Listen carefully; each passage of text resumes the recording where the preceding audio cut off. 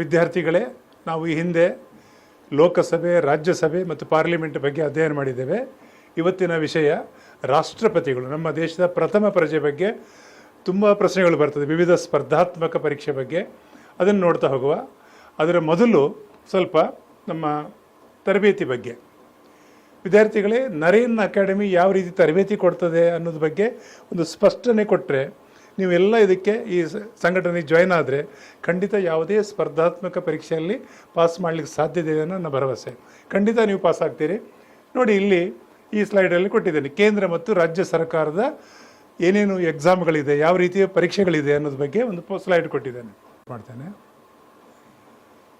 ನಮ್ಮ ಸಂಸ್ಥೆಯ ಮುಖ್ಯ ಧ್ಯೇಯ ಏನಿದೆ ಅನ್ನೋದು ಈ ಸ್ಲೈಡಲ್ಲಿ ಕೊಟ್ಟಿದ್ದೇನೆ. ನಮ್ಮ ಗ್ರಾಮೀಣ ಭಾಗದ ಎಲ್ಲ ವಿದ್ಯಾರ್ಥಿಗಳು ಈ ನಮ್ಮ ಅವಕಾಶವನ್ನು ತಗೊಳ್ಬೇಕು, ನೀವು ಖಂಡಿತ ಯಶಸ್ವಿ ಆಗ್ತೀರಿ ಅಂತ ಇಲ್ಲಿ ನಾನು ಒಂದು ಪಾಯಿಂಟ್ ಕೊಟ್ಟಿದ್ದೇನೆ.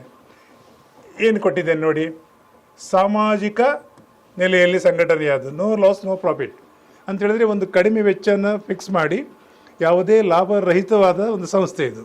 ಹಾಗಾಗಿ ಬಂದಾಯಿತು. ಅತ್ಯಂತ ಕಡಿಮೆ ವೆಚ್ಚ ನಾವು ಮಾಡ್ತಾ ಇರುವಂಥದ್ದು. ನಮ್ಮ ಗುರಿ ಉನ್ನತವಾದ ಹುದ್ದೆಗಳನ್ನು ಪಡಿಬೇಕು ನಮ್ಮ ಗ್ರಾಮೀಣ ಭಾಗದ ವಿದ್ಯಾರ್ಥಿಗಳು. ಆ ನೆಲೆಯಲ್ಲಿ ಯಾವ ರೀತಿ ತರಬೇತಿ ಹಮ್ಮಿಕೊಂಡಿದ್ದೇವೆ ಅನ್ನೋದು ಇಲ್ಲಿ ಬಹಳ ಇಂಪಾರ್ಟೆಂಟ್ ಆಗ್ತದೆ. ನೋಡಿ, ಪರೀಕ್ಷೆಗಳು ಯಾವುದೆಲ್ಲ ಇದೆ ನಾನು ಈ ಸ್ಲೈಡಲ್ಲಿ ಕೊಟ್ಟಿದ್ದೇನೆ. ಕೇಂದ್ರ ಸರ್ಕಾರ, ಕರುನಾಡಿನಲ್ಲಿ ಉದ್ಯೋಗ ಸಾಧ್ಯತೆ ಇದೆ. ಯಾಕೆಂದರೆ ಕೇಂದ್ರ ಸರ್ಕಾರ ಪ್ರತಿ ವರ್ಷ ಹಲವಾರು ಎಕ್ಸಾಮ್ಗಳನ್ನು ಕಂಡಕ್ಟ್ ಮಾಡ್ತದೆ. ನೋಡಿ, ಇಲ್ಲಿ ಒಂದು SSC ಅಂತ ಇದೆ, staff selection commission. MTS SLC ಆಧಾರದಲ್ಲಿ ಪ್ರತಿ ವರ್ಷ ಎಕ್ಸಾಮ್ಗಳನ್ನು ಮಾಡುವಂಥದ್ದು ನಿಗದಿತವಾಗಿ. CHSL PUC ಬೇಸ್ನಲ್ಲಿ, CGL ಡಿಗ್ರಿ ಆಧಾರದಲ್ಲಿ, ಆಮೇಲೆ UPSC ತಮಗೆಲ್ಲ ಗೊತ್ತಿದೆ, ನಮ್ಮ ದೇಶದ ಅತ್ಯುನ್ನತವಾದ ಒಂದು ಸ್ಪರ್ಧಾತ್ಮಕ ಪರೀಕ್ಷೆ. ಹಾಗೆ ಇಲ್ಲಿ ಬ್ಯಾಂಕಿಂಗ್ IBPS ಅಂದರೆ Indian banking personal selection, bank ಉದ್ಯೋಗಕ್ಕೆ. RRB NTPC ಅಂತಿದೆ, ಇದು ರೈಲ್ವೆ ಅಂದರೆ ರೈಲ್ವೆಯಲ್ಲಿ ತಾಂತ್ರಿಕವಲ್ಲದ ಹುದ್ದೆಗಳಿದೆಯಲ್ಲ, NTPC non technical populate category ಅಂತ. ತುಂಬ ಜನರಿಗೆ ರೈಲ್ವೆಯಲ್ಲಿ ಅದು ತಾಂತ್ರಿಕ ಹುದ್ದೆಗಳು ಮಾತ್ರ ಇರ್ತದಂತಲ್ಲ, ಇಡೀ ದೇಶದ ರೈಲ್ವೆ ಜಾಲಲ್ಲಿ ತಾಂತ್ರಿಕವಲ್ಲದ ಹುದ್ದೆಗಳಿದೆಯಲ್ಲ, ಅದಕ್ಕಾಗಿ RRB NTPC ಹೀಗೆ ಹಲವಾರು ಇದೆ. ಸೊ ಮುಂದೆ ನಾವು ಹಾಗಿದ್ರೆ ನಾನು ಕೇಂದ್ರದ ಹೇಳಿ ಆಯಿತು. ಈಗ ರಾಜ್ಯದಲ್ಲಿ ಯಾವುದೆಲ್ಲ ಇದೆ ನೋಡಿ. ರಾಜ್ಯದಲ್ಲಿ ಈಗ ನಮಗೆ KEA ಅಂತ ಒಂದು ಸಂಸ್ಥೆ ಇದೆ, SDA ಮಾಡುವಂಥದ್ದು. ಅದೇ ಸಂಸ್ಥೆ ಮಾಡುವಂಥ VEAO village administration officer, FDA ಇದು KPSC ಮಾಡ್ತದೆ. ಹಾಗೆ KS ಅಧಿಕಾರಿಗಳು, ಪೊಲೀಸ್ ಡಿಪಾರ್ಟ್ಮೆಂಟ್ ಅಂತ ಪೊಲೀಸು, ಆಮೇಲೆ PDO KPSC ಸಂಸ್ಥೆ ಮಾಡ್ತದೆ. ಇದು ಇಲ್ಲಿ ಒಂದು ಸಮಸ್ಯೆ ಏನಂತ ಹೇಳಿದ್ರೆ, ಅಗತ್ಯ ಇದ್ದರೆ ಮಾತ್ರ ಎಕ್ಸಾಮ್ಗಳನ್ನು ಕಂಡಕ್ಟ್ ಮಾಡ್ತದೆ, ಪ್ರತಿ ವರ್ಷ ಇರುವುದಿಲ್ಲ. ಕೇಂದ್ರ ಸರ್ಕಾರದ ಹಾಗಲ್ಲ, ಪ್ರತಿ ವರ್ಷ ಇರುವಂಥದ್ದು. ಸೊ ಈ ಅವಕಾಶಗಳನ್ನು ಕೂಡ ಕಾಲಕ್ಕೆ ಬರುವಂಥ ಅವಕಾಶಗಳನ್ನು ಉಪಯೋಗಿಸಿಕೊಂಡು ನೀವು ಸಾಧನೆ ಮಾಡ್ಬೋದು. ಆ ಸಾಧನೆ ಹೇಗೆ ಮಾಡ್ತೀರಿ ಅನ್ನೋದು ನಾವು 3 ಅವಕಾಶಗಳನ್ನು ಇಲ್ಲಿ ಕೊಡ್ತಾ ಇದ್ದೇನೆ. ನೋಡಿ, ಇದೆಲ್ಲದಕ್ಕೂ ಒಂದೇ ವೇದಿಕೆ. ಏನು? ಫೌಂಡೇಶನ್ ಕೋರ್ಸ್ ಇಲ್ಲಿ ಕೊಟ್ಟಿದೆ, ನರೇನ್ ಅಕಾಡೆಮಿ ಫೌಂಡೇಶನ್ ಕೋರ್ಸ್. ನೋಡಿ ವಿದ್ಯಾರ್ಥಿಗಳೇ, ಸ್ಪರ್ಧಾತ್ಮಕ ಪರೀಕ್ಷೆ ಯಾವುದೇ ಇರಲಿ, ಅಲ್ಲಿ ನಿಮಗೆ ಇತಿಹಾಸ, ಪ್ರಾಚೀನ ಮಧ್ಯಕಾಲೀನ ಆಧುನಿಕ ಇತಿಹಾಸ, ಸಂವಿಧಾನಬದ್ಧವಾಗಿ ನಮ್ಮ ಸಂಸತ್ತಿಗೆ ಅಂತ ಹೇಳಿದ್ರೆ ಲೋಕಸಭೆ, ರಾಜ್ಯಸಭೆ, ರಾಷ್ಟ್ರಪತಿ, ಪ್ರಧಾನಮಂತ್ರಿ ಇವರಿಗೆಲ್ಲ ಇರುವಂಥ ಅಧಿಕಾರ ವ್ಯಾಪ್ತಿ ಏನು ಹೇಳ್ತದೆ ನಮ್ಮ ಸಂವಿಧಾನ ಅನ್ನೋದ್ರ ಬಗ್ಗೆ ಪ್ರಶ್ನೆ ಬರ್ತದೆ. ಹಾಗೆ ಜಿಯೋಗ್ರಫಿ, ಕರೆಂಟ್ ಅಫೇರ್ಸ್ ಎಲ್ಲ ವಿಡಿಯೋಗಳು ಫೌಂಡೇಶನ್ ಕೋರ್ಸಲ್ಲಿ ಲಭ್ಯ ಆಗ್ತದೆ. ಇನ್ನು ಯಾವ ರೀತಿ ನಾವು ಕಲಿಸ್ತಾ ಇದ್ದೇವೆ ನೋಡಿ, 3 ಅವಕಾಶಗಳನ್ನು ಕೊಟ್ಟಿದ್ದೇನೆ. ಒಂದನೇದ್ದು ಯೂಟ್ಯೂಬ್ನಲ್ಲಿ ಈಗ ಹೇಳಿದ ಎಲ್ಲ ವಿಡಿಯೋಗಳನ್ನು ಹಾಕ್ತೇವೆ. ಯಾರು ನಮ್ಮ ದೂರದ ಊರಿನಲ್ಲಿ ಇದ್ದೀರಿ, ನಮ್ಮ ಅಕಾಡೆಮಿಗೆ ಬರಲಿಕ್ಕೆ ಸಾಧ್ಯ ಇಲ್ಲ, ನಮಗೆ ಹಣಕಾಸು ತೊಂದರೆ ಇದೆ ಅಂತ ಹೇಳಿದರೆ ಯೂಟ್ಯೂಬಲ್ಲಿ ನಾನು ಹೇಳಿದ ಎಲ್ಲ ವಿಡಿಯೋಗಳು ಅಪ್ಲೋಡ್ ಮಾಡ್ತೇವೆ. ಈ ಬೇಸಿಕ್ ನಾಲೆಜ್, ಹೇಗೆ ಒಂದು ಕಟ್ಟಡಕ್ಕೆ ಫೌಂಡೇಶನ್ ಇಲ್ಲದೆ ಮನೆ ಕಟ್ಟಲಿಕ್ಕೆ ಸಾಧ್ಯ ಇಲ್ವೋ, ಹಾಗೆ ನೀವು ಮೊದಲು ಬೇಸಿಕ್ ವಿಷಯಗಳು ಎಲ್ಲ ನಾನು ಹೇಳಿದ ಎಲ್ಲ ವಿಷಯದ್ದು ಯೂಟ್ಯೂಬಲ್ಲಿ ವಿಡಿಯೋ ಅಪ್ಲೋಡ್ ಮಾಡ್ತೇವೆ. ಇದನ್ನು ತಗೊಂಡು ನಂತರ ಹಿಂದಿನ ಪ್ರಶ್ನೆ ಪತ್ರಿಕೆ ಆಧಾರದಲ್ಲಿ ಪ್ರಾಕ್ಟೀಸ್ ಮಾಡಿದರೆ ಯಾವುದೇ ಪರೀಕ್ಷೆ ನೀವು ಪಾಸ್ ಮಾಡ್ಕೊಳ್ಳಿ ಸಾಧ್ಯತೆ ಇದೆ. ಸೊ ನಮ್ಮ ಆ್ಯಪ್ ಇದೆ ಸ್ವಂತದ್ದು, ನರೇನ್ ಅಕಾಡೆಮಿ ಅಂತೇಳಿ. ಗೂಗಲ್ ಪ್ಲೇಸ್ಟೋರ್ಗೆ ಹೋಗಿ ಡೌನ್ಲೋಡ್ ಮಾಡಿ. ಅತ್ಯಂತ ಪ್ರಥಮದಲ್ಲಿ ಹೇಳಿದಾಗೆ ಸಾಂಕೇತಿಕವಾದ ಒಂದು ಫೀಸ್ ಇಟ್ಟಿದ್ದೇವೆ, ಅದನ್ನು ತಗೊಳ್ಳಿ. ಎಲ್ಲ ವಿಡಿಯೋಗಳು ವಿಡಿಯೋಗಳು ಅದರಲ್ಲಿ ಲಭ್ಯ ಇದೆ. 1 ವರ್ಷದವರೆಗೆ ನಿರಂತರವಾಗಿ ಯಾವುದೇ ಅಡೆತಡೆಯಲ್ಲೇ ನೋಡ್ಬೋದು. ಸೊ ಇದು 2 ಬೇಡ, ನಮಗೆ ಆಫ್ಲೈನೇ ಬೇಕು, ಅವರಿಗೆ ಇಲ್ಲಿ ಕೊಟ್ಟಿದ್ದೇನೆ. ನಾವೇನು ಮಾಡಿದ್ದೇವೆ, ನಮ್ಮ ಬ್ರಹ್ಮಾವರದಲ್ಲಿ SMS ಕಾಲೇಜ್, ಏನು ಒಂದು ಬ್ರಹ್ಮಾವರದಲ್ಲಿ SMS ಕಾಲೇಜ್ ಇದೆ ನಮ್ಮ, ಆ ಕಾಲೇಜಿನೊಟ್ಟಿಗೆ ನಾವು ಒಂದು MOU ಒಂದು ಅಂಡರ್ಸ್ಟ್ಯಾಂಡಿಂಗ್ ಲೆಟರ್ಗಳನ್ನು ಮಾಡಿ ಒಂದು ಒಪ್ಪಂದದ ಅನ್ವಯ, ಯಾಕೆಂದರೆ SMS ಕಾಲೇಜಿನ ಉದ್ದೇಶವೂ ಒಂದೇ, ನಮ್ಮ ಸಂಸ್ಥೆಯ ಉದ್ದೇಶ ಒಂದೇ. ಏನು? ನಮ್ಮ ಗ್ರಾಮೀಣ ಭಾಗದ ವಿದ್ಯಾರ್ಥಿಗಳು ಯಾವುದಾದ್ರೂ ಸ್ಪರ್ಧಾತ್ಮಕ ಪರೀಕ್ಷೆ ಬೇಡಿ ಉನ್ನತ ಹುದ್ದೆ ಪಡಿಬೇಕು, ಅದು ನಮ್ಮ ಮುಖ್ಯ ಉದ್ದೇಶ. ಆ ನೆಲೆಯಲ್ಲಿ ಇಲ್ಲೊಂದು ಸೆಂಟರ್ ಮಾಡಿದ್ದೇವೆ, SMS IAS KS ಸೆಂಟರ್. ಎಲ್ಲಿದೆ ಅಂತ ಹೇಳಿದರೆ SMS ಡಿಗ್ರಿ ಕಾಲೇಜ್ನಲ್ಲಿ 2nd floor 24 ಕೋಣೆನಂಗೆ SMS degree college. ನಿಮಗೆ ಮಾಹಿತಿ ಬೇಕಾದರೆ ಖಂಡಿತ ಬನ್ನಿ.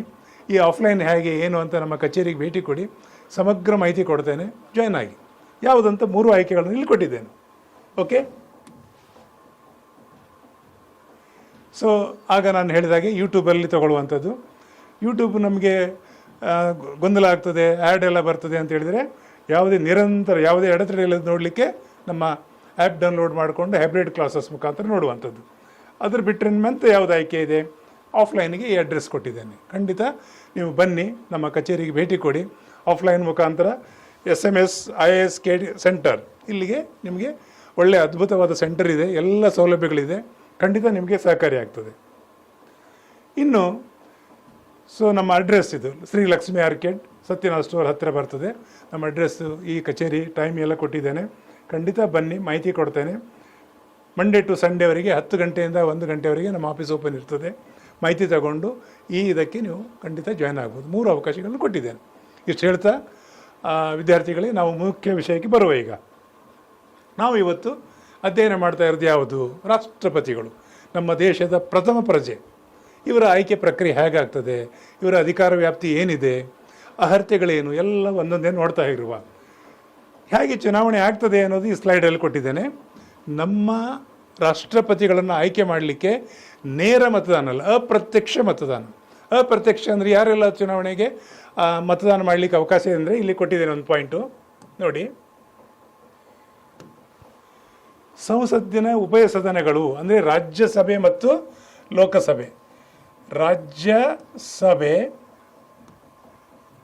ಮತ್ತು ಲೋಕಸಭೆ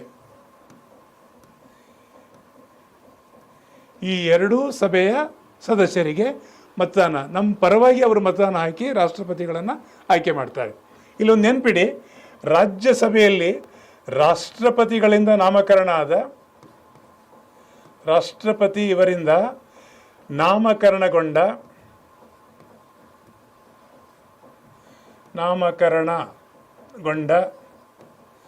ಸದಸ್ಯರಿಗೆ ಮತದಾನದ ಅವಕಾಶ ಇಲ್ಲ. ಇದೊಂದು ಪಾಯಿಂಟು ನೆನ್ಪಿಡಿ, ಮತದಾನ ಇಲ್ಲ. ಸೊ ರಾಜ್ಯಸಭೆ ಲೋಕಸಭೆಯ ಚುನಾಯಿತ ಪ್ರತಿನಿಧಿಗಳಿಗೆ ಮಾತ್ರ ಇದೆ. ರಾಷ್ಟ್ರಪತಿಗಳಿಂದ ಏನು 12 ಜನ ನೇಮಕ ಆಗ್ತಾರೆ, ಕಲೆ ಸಾಹಿತ್ಯ ಸಂಗೀತ, ಇವರಿಗೆ ಅವಕಾಶ ಇಲ್ಲ. ಕ್ಲಿಯರ್ ಆಯಿತು. ಇನ್ನು ನಮ್ಮ ರಾಜ್ಯದ ನಮ್ಮ ದೇಶದ ಎಲ್ಲ ರಾಜ್ಯಗಳ ವಿಧಾನಸಭೆ ಅಂದರೆ MLA member of legislative assembly ಅಥವಾ ವಿಧಾನಸಭಾ ಶಾಸಕರು, ವಿಧಾನಸಭೆಯ ಶಾಸಕರು ಇವರಿಗೆ ಮತದಾನ ಮಾಡುವ ಅಧಿಕಾರ ಇದೆ.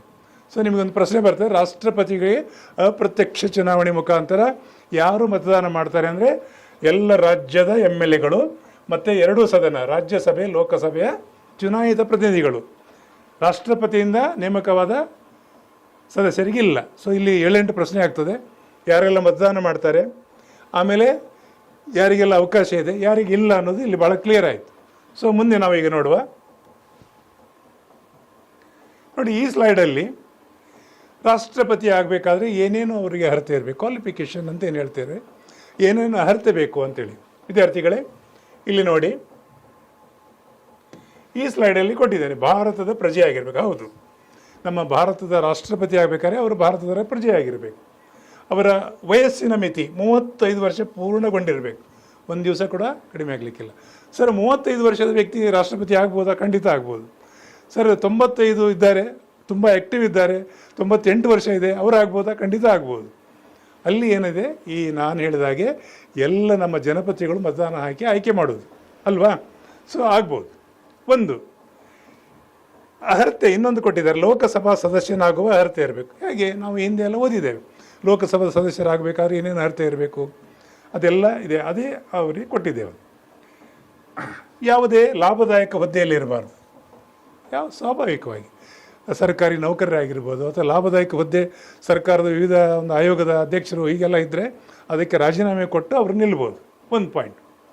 ಇಲ್ಲಿ ಯಾರೂ ಕೂಡ ನಾಮಿನೇಷನ್ ಹಾಕ್ಬೋದಲ್ಲ ರಾಷ್ಟ್ರಪತಿಗೆ ಅಂತೇಳಿದ್ರೆ ಇಲ್ಲಿ ಒಂದು ಸಮಸ್ಯೆ ಇದೆ. ಏನಂತೇಳಿದರೆ, ನಿಮಗೆ ನಮ್ಮ ಭಾರತದ ಎಲ್ಲ ಯಾವುದೇ ರಾಜ್ಯದ MLA ಅಥವಾ MP ಗಳು 50 ಜನ ಸೂಚಕರಿರಬೇಕು. ಇವರು ನಿಂತರೆ ಅಡ್ಡಿಲ್ಲ ಅಂತ ಸೈನ್ ಹಾಕಬೇಕು.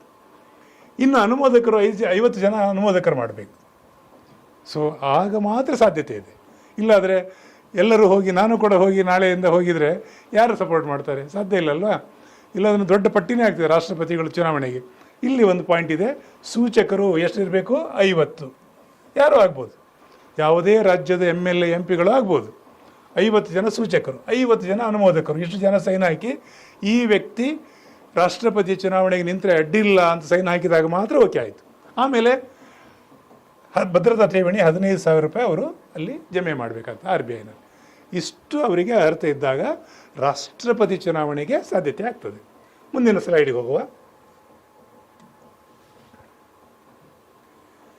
ಸೊ ಇಲ್ಲಿ ಅಧಿಕಾರಾವಧಿ ಎಷ್ಟು? ಒಬ್ಬ ವ್ಯಕ್ತಿ, ಯಾವುದೇ ವ್ಯಕ್ತಿ ನಮ್ಮ ಭಾರತದ ಪ್ರಥಮ ಪ್ರಜೆ ಆಗಬೇಕಾದ್ರೆ ಅವರು ಚುನಾವಣೆ ಗೆದ್ದ ಮೇಲೆ 5 ವರ್ಷವರೆಗೆ ಅವರದ್ದು ಅವಕಾಶ ಇರ್ತದೆ. ಎಷ್ಟು ವರ್ಷ? 5 ವರ್ಷ. ಸೊ 5 ವರ್ಷ ಅವರ ಕಾಲಾವಧಿ ಇರ್ತದೆ. ಇದು ಒಂದು ಕೂಡ ಒಂದು ಪಾಯಿಂಟ್ ಆಯಿತು. ಇನ್ನು ಪ್ರಮಾಣ ವಚನ ಯಾರು? ಇದರೊಂದು ಪ್ರಶ್ನೆ ಆಗ್ತದೆ. ಭಾರತದ ರಾಷ್ಟ್ರಪತಿಗಳು ಚುನಾವಣೆ ಮುಖಾಂತರ ಗೆದ್ದರು, ಅಪ್ರತ್ಯಕ್ಷ ಚುನಾವಣೆ ಮುಖಾಂತರ. ಅವರಿಗೆ ಪ್ರಮಾಣ ವಚನ ಯಾರು ಬೋಧಿಸ್ತಾರೆ ಅಂತ ತುಂಬ ಪ್ರಶ್ನೆ ಬರ್ತದೆ. ಪ್ರಮಾಣ ವಚನ ಭಾರತದ ಮುಖ್ಯ ನ್ಯಾಯಾಧೀಶರು, CJI ಅಂತ ಹೇಳ್ತಾರೆ, ಚೀಫ್ ಜಸ್ಟಿಸ್ ಆಫ್ ಇಂಡಿಯಾ, ಇವರು ಅವರಿಗೆ ಪ್ರಮಾಣ ವಚನ ಬೋಧಿಸ್ತಾರೆ. ಇಲ್ಲಿ ಒಂದು ಪ್ರಶ್ನೆ ಬಂದಿದೆ, ಆಕಸ್ಮಿಕ ಅವರು ಊರಲ್ಲಿಲ್ಲ, ಯಾರು ಅಂತ ಹೇಳಿದರೆ ನಮ್ಮ ಭಾರತದ ಸುಪ್ರೀಂ ಕೋರ್ಟಲ್ಲಿ ಒಟ್ಟು 32 ಜಡ್ಜಸ್ ಇದ್ದಾರೆ. CJI ಇಲ್ಲಾಂದರೆ ಅದರ ನೆಕ್ಸ್ಟ್ ಸೀನಿಯರ್ ಇದ್ದಾರೆ, ಅವರು ಬೋಧಿಸ್ಬೋದು. ಈ ರೀತಿ ಒಂದು ವ್ಯವಸ್ಥೆ ಇದೆ. ಇದು ಒಂದು ನೆನ್ಪಿಟ್ಕೊಳ್ಳಿ. ಏನು ವಚನ ತಗೊಳ್ತಾರೆ ಅಂದರೆ, ಸಂವಿಧಾನಕ್ಕೆ ಬದ್ಧನಾಗಿ ನಾನು ಕರ್ತವ್ಯ ನಿರ್ವಹಿಸ್ತೇನೆ ದೇವರ ಸಾಕ್ಷಿಯಾಗಿ ಅಂತ ಅವರು ಪ್ರಮಾಣ ವಚನ ತಗೊಳ್ತಾರೆ. ಇನ್ನೊಂದು ಪಾಯಿಂಟ್ ಇದೆ, ಯಾವುದೇ ಒಂದು ಹುದ್ದೆಯನ್ನು ಅವರು ರಾಷ್ಟ್ರಪತಿಗಳಾದ ಮೇಲೆ ಅಧಿಕೃತವಾಗಿ ಭಾರತದ ರಾಷ್ಟ್ರಪತಿ ಭವನವೇ ಬಳಸಬೇಕು ಅವರು. ನನಗೆ ಆಲ್ರೆಡಿ ಒಂದು ಅರಮನೆ ಅಂತ ಬಂಗ್ಲೆ ಇದೆ, ನಾನು ಅಲ್ಲೇ ಇರ್ತೇನೆ, ಅಲ್ಲಿಂದ ಆಡಳಿತ ಮಾಡ್ತೇನೆ ಅಂದರೆ ಇಲ್ಲ. ನೋಡಿ, ಭಾಳ ಇಂಪಾರ್ಟೆಂಟ್ ಈ ಪಾಯಿಂಟ್ ಕೇಳ್ತಾರೆ. ರಾಷ್ಟ್ರಪತಿಗಳು ಚುನಾವಣೆ ಗೆದ್ದ ಮೇಲೆ ಅವರು ಅಧಿಕೃತವಾದ ರಾಷ್ಟ್ರಪತಿ ಭವನದಲ್ಲೇ ಇರಬೇಕು. ರಾಷ್ಟ್ರಪತಿಗಳಿಗೆ ಸಂಬಳ, ಸಾರಿಗೆ, ಭತ್ಯೆ ಯಾವುದೂ ಕಡಿಮೆ ಇಲ್ಲ. ಯಾವುದೇ ಕಡಿಮೆ ಇಲ್ಲದಂತೆ ಅವರಿಗೆ ಕಾಲಕ್ಕೆ ಸಂದೇಹ ಆಗ್ತದೆ. ಕಡಿಮೆ ಮಾಡಲಿಕ್ಕಿಲ್ಲ, ಹೆಚ್ಚು ಮಾಡ್ಬೋದು, ಕಡಿಮೆ ಮಾಡಲಿಕ್ಕಂತೂ ಸಾಧ್ಯವೇ ಇಲ್ಲ. ಅದು ಒಂದು ಪಾಯಿಂಟ್ ಇದೆ. ಸೊ ಹಾಗಾಗಿ ಇದು ಕೂಡ ಈ ಎಲ್ಲ ಸೌಲಭ್ಯಗಳು ರಾಷ್ಟ್ರಪತಿ ಆದಮೇಲೆ ಅವರಿಗೆ ದೊರೆಯುತ್ತದೆ. ಸೊ ಒಂದು ಅಧಿಕಾರಾವಧಿ 5 ವರ್ಷ, ಅದು ಕೂಡ ಒಂದು ಪಾಯಿಂಟ್ ಆಯಿತು. ಯಾರು ಪ್ರಮಾಣ ವಚನ ಬೋಧಿಸ್ತಾರೆ ಅದೊಂದು ಪಾಯಿಂಟ್ ಆಯಿತು. ಮತ್ತು ಅವರು ಅಧಿಕೃತವಾಗಿ ರಾಷ್ಟ್ರಪತಿ ಭವನದಲ್ಲೇ ಇರಬೇಕು, ಇದು ಒಂದು ಪಾಯಿಂಟ್. ಇದೆಲ್ಲ ಪ್ರಶ್ನೆ ಬರ್ತದೆ ವಿದ್ಯಾರ್ಥಿಗಳೇ, ನೋಡುವ. ನೆಕ್ಸ್ಟು, ಸೊ ಏನೇನು ಅಧಿಕಾರ ಇದೆ ಇವರಿಗೆ ಅಂತ ರಾಷ್ಟ್ರಪತಿಗಳು. ನೋಡಿ, ನಮ್ಮ ಎಲ್ಲ ಆಧಾರ ಸ್ತಂಭ ಹೇಗಿದೆ ಅಂತ ಹೇಳಿದ್ರೆ, ನಾವು ಈಗಾಗಲೇ ಓದಿದ್ದೇವೆ. ಪಾರ್ಲಿಮೆಂಟ್ ಅಂತ ಹೇಳಿದರೆ ರಾಜ್ಯಸಭೆ, ಲೋಕಸಭೆ, ರಾಷ್ಟ್ರಪತಿ. ರಾಜ್ಯಸಭೆ, ಲೋಕಸಭೆ ಕಾನೂನುಗಳನ್ನು ಮಾಡಿದಾಗ ಅದು ಕಾನೂನು ಆಗೋದಿಲ್ಲ. ರಾಷ್ಟ್ರಪತಿಗಳು ಸೈನ್ ಹಾಕಿದ್ದು ಮಾತ್ರ ಕಾನೂನು ಆಗ್ತದೆ. ಹಾಗಾಗಿ ಅವರಿಗೆ ಶಾಸಕಾಂಗದ ಅಧಿಕಾರಗಳಿದೆ. ನೋಡಿ, ಶಾಸಕಾಂಗದ ಅಧಿಕಾರ ಇದೆ ಅವರಿಗೆ, ಕಾರ್ಯಾಂಗದ ಅಧಿಕಾರ ಇದೆ. ಯಾಕೆಂದರೆ ಯಾವುದೇ ಒಂದು ಕಾನೂನನ್ನು ಅನುಷ್ಠಾನ ಮಾಡಬೇಕಾದ್ರೆ ರಾಷ್ಟ್ರಪತಿಗಳು ಸೈನ್ ಆಗಲೇಬೇಕು. ನೀವು ಏನೇ ಡಿಸಿಷನ್ ತಗೊಳ್ಳಿ, ಎಲ್ಲ ವಿಷಯ, ಕಾಯ್ದೆ, ಕಾನೂನುಗಳು ಅನುಷ್ಠಾನ ಮಾಡಬೇಕಾದ್ರೆ ವಾಸ್ತವಿಕವಾಗಿ ಹೇಗೆ ಅಂತ ಹೇಳಿದ್ರೆ ರಾಷ್ಟ್ರಪತಿಗಳಿಗೆ ಸಹಕಾರಿಯಾಗಲಿಕ್ಕೆ ಅಲ್ಲಿ ಕಾರ್ಯಾಂಗದ ಮುಖ್ಯಸ್ಥರಾಗಿ ಪ್ರಧಾನಿಯಿಂದ ನೇಮಕ ಮಾಡಿರ್ತಾರೆ. ವಾಸ್ತವಿಕವಾಗಿ ಅಧಿಕಾರ ಇರುವುದೆಲ್ಲ ಪ್ರಧಾನಿ ಹತ್ರವೇ ಇದ್ದರೂ ಕೂಡ ಅಲ್ಲಿ ಅವರ ಪರವಾಗಿ ಇವರು ಕೆಲಸ ಮಾಡ್ತಾ ಇರೋದ್ರಿಂದ ಕಾರ್ಯಾಂಗದ ಅಧಿಕಾರ ಕೂಡ ಇವರಿಗೆ ಇದೆ. ಇನ್ನು ಹಣಕಾಸು ಅಧಿಕಾರಿಗಳು, ಯಾಕೆ ಆಫೀಸಿಯಲ್ಲಿ ನೀವು ಒಂದು ಬಜೆಟ್ ಮಂಡಿಸಿ ಅದನ್ನು ಪಾಸ್ ಆಗಿ ರಾಷ್ಟ್ರಪತಿಗಳು ಸೈನ್ ಹಾಕಿದರೆ ಮಾತ್ರ ಅದು ಮುಂದುವರಿಯುವಂಥದ್ದು. ಹಾಗಾಗಿ ಹಣಕಾಸು ಕೂಡ ಅವರಿಗೆ ಇದೆ. ನ್ಯಾಯಾಂಗ, ನ್ಯಾಯಾಂಗದ ಯಾವುದೇ ಸಂವಿಧಾನಬದ್ಧವಾಗಿ ಒಂದು ಯಾವುದೇ ಕಾಯ್ದೆ ಕಾನೂನುಗಳು ರೂಪಿಸಿದ ಮೇಲೆ ಅದು ಸಂವಿಧಾನಕ್ಕೆ ಬದ್ಧವಾಗಿದೆಯಾ ಅಂತ ನೋಡಿ ನ್ಯಾಯಾಂಗದ ವಿಷಯಗಳನ್ನು ಸಲಹೆ ತಗೊಂಡು ಅವರನ್ನು ಕರೆದು ಕೇಳುವಂಥ ಅಧಿಕಾರ ಕೂಡ ಅವರಿಗಿದೆ. ನ್ಯಾಯಾಂಗದಲ್ಲಿ ಈ ಒಂದು ಅಧಿಕಾರ ಕೂಡ ಅವರಿಗಿದೆ. ಯಾಕೆಂದರೆ ಕೆಲವು ಕ್ಷಮಾದಾನ ಕೂಡ ಮಾಡುವಂಥ ಕೆಲವು ಇದೇ ಮುಂದೆ ಬರ್ತದೆ. ಸೇನಾಧಿಕಾರಿಗಳು 3 ನಮ್ಮ ಏನು ಭೂಸೇನೆ, ವಾಯುಸೇನೆ, ನೌಕಾದಳದ ಕಮಾಂಡರ್ ಯಾರು ಹೆಡ್ ಆಫ್ ದಿ ಇದು ಅಂತ ಹೇಳಿದರೆ ಅದು ರಾಷ್ಟ್ರಪತಿಗಳು. ನಮ್ಮ ಮೂರೂ ಸೇನೆಯ ಮುಖ್ಯಸ್ಥರು ಯಾರು ಅಂತ ನಿಮಗೆಲ್ಲರೂ ಪ್ರಶ್ನೆ ಬಂದರೆ ರಾಷ್ಟ್ರಪತಿಗಳು, ನೆನ್ಪಿಡಿಕೊಳ್ಳಿ. ಆಮೇಲೆ ತುರ್ತು ಪರಿಸ್ಥಿತಿ, ದೇಶದಲ್ಲಿ ಯಾವುದಾದ್ರೂ ಒಂದು ವಿಷಯ ಬಂದು ಗಂಡಾಂತರ ಇದ್ದಾಗ ಎಮರ್ಜೆನ್ಸಿ ತುರ್ತು ಪರಿಸ್ಥಿತಿ ಘೋಷಣೆ ಮಾಡುವ ಅಧಿಕಾರ ಅವರಿಗೆ ಇದೆ, ರಾಷ್ಟ್ರಪತಿಗಳು. ಆದರೆ ನಮ್ಮಲ್ಲಿ ವಿಷಯ ಹೇಗಿದೆ ಅಂದರೆ, ನಾನು ಪ್ರಧಾನಮಂತ್ರಿ ಪಾಠ ಮಾಡುವಾಗ ಹೇಳ್ತೇನೆ, ಅಲ್ಲಿ ಕಾರ್ಯಾಂಗದ ಮುಖ್ಯಸ್ಥರು ಪ್ರಧಾನಮಂತ್ರಿ ಅವರ ಮಂತ್ರಿಮಂಡಲ ಇರ್ತದೆ. ಅಲ್ಲಿ ದೇಶದಲ್ಲಿ ಏನು ಸ್ಥಿತಿಗಳಿದೆ ಅದೆಲ್ಲ ಅಧ್ಯಯನ ಮಾಡಿ ಒಂದು ವರದಿ ಕೊಡ್ತಾರೆ. ಆ ವರದಿ ಆಧಾರದಲ್ಲಿ ತುರ್ತು ಪರಿಸ್ಥಿತಿಯನ್ನು ರಾಷ್ಟ್ರಪತಿಗಳು ಘೋಷಣೆ ಮಾಡ್ತಾರೆ. ಆದರೆ ಅವರು ಘೋಷಣೆ ಮಾಡಿದರೆ ಆಗೋದಿಲ್ಲ, ಅದು ಕಾನೂನು ಅಂದರೆ ಅನುಷ್ಠಾನ ಆಗೋದಿಲ್ಲ, ನೆನ್ಪಿಟ್ಕೊಳ್ಳಿ. ಅಷ್ಟು ಅಧಿಕಾರ ಇದೆ ಅವರಿಗೆ. ಸೊ ಮುಂದೆ ನಾವು ಇನ್ನೊಂದು ನೋಡುವ ಏನಿದೆ ಅಂತೇಳಿ. ಏನು ಪ್ರಶ್ನೆ ಬರ್ಬೋದು ನೋಡಿ. ಇವರಿಗೆ ಮತದಾನ ಮಾಡುವ ಅಧಿಕಾರ ಇದೆಯಾ ಅಂದರೆ ಖಂಡಿತ ಇದೆ. ಯಾಕೆಂದರೆ ಅವರು ಸೈನ್ ಆಗಿದರೆ ಕಾನೂನು ಆದಮೇಲೆ ಇದೆ ಅಂತ ಆಯ್ತಲ್ಲ. ಸೊ ಯಾವುದೇ ಒಂದು ಕಾನೂನನ್ನು ಅವರು ತಿರಸ್ಕಾರ ಮಾಡ್ಬೋದಾ? ಎಸ್, ತಿರಸ್ಕಾರ ಮಾಡ್ಬೋದು. ಅದು ಪರಿಶೀಲನೆಗೆ ಒಳಪಟ್ಟು ಇನ್ನೊಂದು ಸಲ ಮಾಡಿ ಅಂತ ಹೇಳುವಂಥ ಎಲ್ಲ ಅಧಿಕಾರ ಅವರಿಗಿದೆ. ಅದೇ ವಿಟೋ ಅಧಿಕಾರ ಅಂತೇಳಿ. ಇನ್ನು ಪ್ಯಾಕೆಟ್ ವಿಟೋ, ಇದು ಒಂದು ಭಾಳ ಇಂಟ್ರೆಸ್ಟಿಂಗ್ ಇದೆ, ಇದರ ಬಗ್ಗೆ ಪ್ರಶ್ನೆ ಬರ್ತದೆ. ಪ್ಯಾಕೆಟ್ ವಿಟೋ ಅಂತ ಹೇಳಿದರೆ ಇದು ಕೂಡ ಒಂದು ಮತ ಚಲಾಯಿಸೋದು. ಹೇಗೆಂದರೆ ನಾನು ಹೇಳಿದ್ದೇನೆ ಪ್ರಥಮದಲ್ಲಿ, ರಾಜ್ಯಸಭೆ ಲೋಕಸಭೆ ಎರಡೂ ಸದನದಲ್ಲಿ ಅದು ಪಾಸಾಗಿ ರಾಷ್ಟ್ರಪತಿಗಳು ಬಂದ ಮೇಲೆ, ರಾಷ್ಟ್ರಪತಿಗಳು ಸಹಿ ಹಾಕಿದ ಮೇಲೆ ಮಾತ್ರ ಕಾನೂನಾಗೋದು. ವಿಟೋ, ಈ ಪ್ಯಾಕೆಟ್ ವಿಟೋದ ವಿಶೇಷತೆ ಅಂತ ಹೇಳಿದರೆ, ಇವರು ಕನಿಷ್ಠ ತಮ್ಮ ಅಧಿಕಾರಾವಧಿ ಇರುವವರೆಗೆ ಸೈನ್ ಹಾಕಲಿಲ್ಲ ಅಂದರೆ ಅದನ್ನು ಕೇಳುವಂಥ ಮತ್ತೊಂದು ಮಾಡುವಂಥ ಯಾವುದೇ ಇದಿಲ್ಲ. ಯಾಕಂದರೆ ಅವ್ರ ಮನಸ್ಸಿಲ್ಲ ಅಂತ ಅರ್ಥ. ಅದು ತಿರಸ್ಕಾರ ಅಂತೇಳಿ ಬರೆದು ಬರೆದು ಕಳಿಸ್ಲಿಕ್ಕಿಲ್ಲ, ತಮ್ಮಲ್ಲಿ ಇಟ್ಕೊಳ್ತಾರೆ, ಅದು ಇರಲಿ ನೋಡುವ ಮತ್ತೆ ಅಂತೇಳಿ. ಸೊ ಆಗಾಗ ಚರ್ಚೆ ಆದಾಗ ಅದು ಏನು ಸೈನ್ ಆದರೆ ಮಾತ್ರ ಕಾನೂನಾಗೋದು. ಸೊ ಅದು ಒಂದು ವಿಶೇಷ ಅಧಿಕಾರ ಇದೆ. ಪ್ಯಾಕೆಟ್ ವಿಟೋ ಅಂತಂದರೆ ಅವರು ತಮ್ಮ ಅಧಿಕಾರ ಅವಧಿ ಪೂರ್ಣಗೊಳ್ಳುವವರೆಗೂ ಅದು ಸೈನ್ ಆಗದೆ ಹಾಗೇ ಇಟ್ಕೊಳ್ಬೋದು ಅವರು. ಸೊ ಈ ಅಧಿಕಾರ ಏನು ಹೇಳ್ತದೆ ಅಂದರೆ, ಅವರಿಗೆ ಇಷ್ಟ ಇಲ್ಲ ಅನ್ನೋದು ಅಪ್ರತ್ಯಕ್ಷವಾಗಿ ಸೂಚನೆ ಮಾಡಿದ ಹಾಗೆ. ಸೊ ಹಾಗಾಗಿ ಒಂದು ಕಾನೂನು ಮಾಡಬಾರ್ದದು ಅಂತ ಅನಿಸಿದರೆ ಅವರು ಎಷ್ಟು ಸಮಯದವರೆಗೆ ತಮ್ಮ ಅಧಿಕಾರಾವಧಿ ಪೂರ್ಣ ಆಗೋವರೆಗೂ ಇಟ್ಕೊಳ್ಬೋದು. ಸೊ ಅದೇ ಪ್ಯಾಕೆಟ್ ವಿಟೋ. ಸೊ ಇದು ಒಂದು ನಿಮಗೆ ಕ್ಲಿಯರ್ ಆಯಿತು. ನೆಕ್ಸ್ಟ್ ಸ್ಲೈಡ್ ನೋಡುವಲ್ಲ. ನೋಡಿ, ಇಲ್ಲಿ ಒಂದಿಷ್ಟು ವಿಷಯ ಮಸೂದೆ ಪ್ರಕಾರ ಅಂಗೀಕರಿಸಬಹುದು, ತಿರಸ್ಕರಿಸಬಹುದು, ಹಿಂದಿರುಗಿಸಬಹುದು. ಅಂದರೆ ಯಾವುದೇ ಒಂದು ಕಾಯ್ದೆ ಕಾನೂನುಗಳನ್ನು ಆಗಬೇಕಾದ್ರೆ ಎರಡೂ ಸದನದಲ್ಲಿ ಪಾಸಾಗಿ ಅದನ್ನು ಏನೆಲ್ಲ ಅವಕಾಶ ಇದೆ ಅವರಿಗೆ ಅಂತ ಬೈಫರ್ಕೇಷನ್ ಮಾಡಿಕೊಟ್ಟಿದ್ದೇನೆ. ಅದು ನಿಮಗೆ ಒಂದೊಂದೇ ನಿಮಗೆ ಖಂಡಿತ ಸ್ವಲ್ಪ ಆಗ್ತದೆ ನೋಡುವ ಹಾಗಿದ್ರೆ. ಮಸೂದೆ ಪ್ರಕಾರ ಅಂಗೀಕರಿಸಬಹುದು, ತಿರಸ್ಕರಿಸಬಹುದು, ಹಿಂದಿರುಗಿಸಬಹುದು. ಮಸೂದೆಗಳು ಮೇಲ್ನೋಡಿಧಿಕಾರ ತುಲನಾತ್ಮಕವಾಗಿ ನಿಮಗೆ ಒಂದು ಪಟ್ಟಿ ಕೊಟ್ಟಿದ್ದೇನೆ. ಕೇಂದ್ರ ಶಾಸಕಾಂಗದ್ದು ಏನಿದು, ಅಂಗೀಕರಿಸಬಹುದು, ಓಕೆ. ಹಣಕಾಸು ಮಸೂದೆ ಅಂಗೀಕರಿಸಬಹುದು. ಸಂವಿಧಾನಿಕ ತಿದ್ದುಪಡಿ ಅಂಗೀಕರಿಸಬಹುದು. ರಾಜ್ಯ ಶಾಸಕಾಂಗ ಅಂಗೀಕರಿಸಬಹುದು. ಇಲ್ಲಿ ತಿರಸ್ಕರಿಸಬಹುದು. ಕೇಂದ್ರ ಶಾಸಕಾಂಗದ್ದು ತಿರಸ್ಕಾರ ಮಾಡಲಿಕ್ಕೆ ಅವಕಾಶ ಇದೆ, ಈಗಷ್ಟು ಹೇಳಿದೆ. ಇಲ್ಲ, ಇದು ಹೋಗಿ ಇನ್ನೊಂದು ಸಲ ಚರ್ಚೆ ಮಾಡಿ ಬನ್ನಿ ಅಂತೇಳಿ. ಹಣಕಾಸು ಮಸೂದೆ ತಿರಸ್ಕರಿಸಬಹುದು ಯಾವುದಾದ್ರು ಇದ್ದರೆ. ಸಂವಿಧಾನಿಕ ತಿದ್ದುಪಡಿ ನೋಡಿ, ಸಂವಿಧಾನದಲ್ಲಿ ಬದಲಾವಣೆ ಮಾಡಬೇಕಾದ್ರೆ ಅದಕ್ಕೆ ತುಂಬ ವಿಧಿವಿಧಾನಗಳಿದೆ. ಎಲ್ಲ ದೇಶದ ಅರ್ಧ ರಾಜ್ಯಕ್ಕಿಂತಲೂ ಹೆಚ್ಚು ಅದು ಪಾಸ್ ಮಾಡಬೇಕು. ಎಲ್ಲ ರಾಜ್ಯದಲ್ಲಿ ಸುತ್ತಾಡಿ ಬರ್ತದೆ. ಆಮೇಲೆ ಎರಡೂ ಸದನದಲ್ಲಿ ಆಗಿರ್ತದೆ. ಅದನ್ನು ತಿರಸ್ಕಾರ ಮಾಡುವಂತಿಲ್ಲ. ಇದೊಂದು ಮೋಸ್ಟ್ ಇಂಪಾರ್ಟೆಂಟ್. ಇದರ ಪ್ರಶ್ನೆ ಆಗ್ತದೆ. ಯಾವುದು? ಸಂವಿಧಾನ ತಿದ್ದುಪಡಿ ತಿರಸ್ಕಾರ ಮಾಡ್ಬೋದಾ? ಇಲ್ಲ. ಪ್ಯಾಕೆಟ್ ವಿಟೋ ಇಟ್ಕೊಳ್ಬೋದಾ? ಇಲ್ಲ. ಸೊ ಹಾಗಾಗಿ ಇದು ಭಾಳ ಇಂಪಾರ್ಟೆಂಟ್. ಶಾಸಕಾಂಗ ಅವರ ಹತ್ರ ಬರೋದಿಲ್ಲ, ಹಾಗಾಗಿ ಆ ಪ್ರಶ್ನೆ ಬರೋದಿಲ್ಲ, ನೋ ಪ್ರಾಬ್ಲಮ್. ಇನ್ನು ಹಿಂದಿರುಗಿಸ್ಬೋದು, ಕೇಂದ್ರ ಶಾಸಕಾಂಗದ ಹಿಂದಿರುಗಿಸ್ಬೋದು. ಆಮೇಲೆ ಹಣಕಾಸು ಮಸೂದೆ ಹಿಂದಿರುಗಿಸ್ಲಿಕ್ಕಿಲ್ಲ, ಅವ್ರು ಪಾಸ್ ಮಾಡಲೇಬೇಕು. ನೆಕ್ಸ್ಟ್, ಇದು ಭಾಳ ಇಂಪಾರ್ಟೆಂಟ್. ಹಣಕಾಸು ಮಸೂದೆ. ಸಂವಿಧಾನಿಕ ತಿದ್ದುಪಡಿ ಕೇವಲ ಅಂಗೀಕರಿಸಬೇಕು. ಯಾಕೆ? ಆಗ ಹೇಳಿದೆ ನಿಮಗೆ. ಯಾಕೆಂದರೆ ಅಲ್ಲಿ ಈ ಸಂವಿಧಾನಿಕ ತಿದ್ದುಪಡಿ ಮಾಡಿದ ಮೇಲೆ ನಮ್ಮ ದೇಶದ ಎಲ್ಲ ರಾಜ್ಯಗಳು, ಅಂದರೆ ಅರ್ಧಕ್ಕಿಂತಲೂ ಹೆಚ್ಚು ರಾಜ್ಯಗಳು ಪಾಸ್ ಮಾಡಿರ್ತದೆ. ಎರಡೂ ಸಭೆ, ರಾಜ್ಯಸಭೆ ಲೋಕಸಭೆ ಪಾಸ್ ಮಾಡಿರ್ತದೆ. ಅದನ್ನು ತಿರಸ್ಕಾರ ಮಾಡೋ ಪ್ರಶ್ನೆಯೇ ಬರೋದಿಲ್ಲ. ಇಡೀ ದೇಶ ಒಪ್ಪಿದಾಗಲ್ವಾ. ಹಾಗಾಗಿ ಅದನ್ನು ಕೇವಲ ಅಂಗೀಕರಿಸಲಿಕ್ಕೆ ಮಾತ್ರ ಅವಕಾಶ ಕೊಟ್ಟಿದ್ದಾರೆ. ಆಮೇಲೆ ರಾಜ್ಯ ಶಾಸಕಾಂಗದ್ದು ಅಲ್ಲಿ ಯಾವುದೇ ಯಾಕಂದರೆ ರಾಜ್ಯಕ್ಕೆ ಅದೇ ಅಧಿಕಾರ ಇದೆ, ಆ ಪ್ರಶ್ನೆ ಬರೋದಿಲ್ಲ. ಅವರ ಪರವಾಗಿ ರಾಜ್ಯಪಾಲರು ಅಂಗೀಕರಿಸ್ತಾರೆ. ಸೊ ಅಲ್ಲಿ ಕ್ಲಿಯರ್ ಆಯಿತು. ಭಾಳ ಡೀಟೇಲ್ಸ್ ಆಗಿ ಇಲ್ಲಿ ಕೊಟ್ಟಿದ್ದೇನೆ. ಇದರೆಲ್ಲ ಪ್ರಶ್ನೆ ಬರ್ತದೆ. ಸೊ ಮುಂದಿನ ಸ್ಲೈಡಲ್ಲಿ ನೋಡುವ. ಇಲ್ಲಿ ಶಾಸಕಾಂಗದ ಅಧಿಕಾರ ಸುಗ್ರೀವಾಜ್ಞೆ. ನೋಡಿ, ಸುಗ್ರೀವಾಜ್ಞೆ ಯಾವುದೇ ಒಂದು ವಿಷಯ ದೇಶದಲ್ಲಿ ಗಂಡಾಂತರ ಯುದ್ಧದ ಸ್ಥಿತಿ ಇರ್ಬೋದು, ಅಥವಾ ಕೋವಿಡ್ ಅಂತ ಸಂದರ್ಭಗಳಿರ್ಬೋದು, ಯಾವುದಾದ್ರು ತುರ್ತು ಪರಿಸ್ಥಿತಿ ಬಂದರೆ ಬೇರೆ ಬೇರೆ, ಅಥವಾ ಬರಗಾಲ ಇರ್ಬೋದು, ಇಡೀ ದೇಶದಲ್ಲೇ ಒಂದು ಅರಾಜಕತೆ ಸ್ಥಿತಿ ಬರ್ಬೋದು. ಇಂಥ ಇದ್ದಾಗ ಅವರು ತಾತ್ಕಾಲಿಕ ಸ್ವರೂಪವನ್ನು ಹೊಂದಿರ್ತದೆ. ಏನು ಒಂದು ಸುಗ್ರೀವಾಜ್ಞೆ ಹೊರಡಿಸ್ತಾರೆ. ಹೇಗೆ? ನಮ್ಮ ಕಾರ್ಯಾಂಗದ ಮುಖ್ಯಸ್ಥರು ಕಾರ್ಯಾಂಗದ ಮುಖ್ಯಸ್ಥರು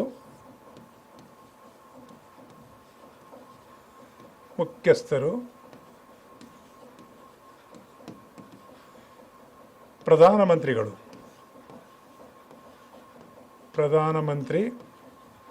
ಮಂತ್ರಿಮಂಡಲ.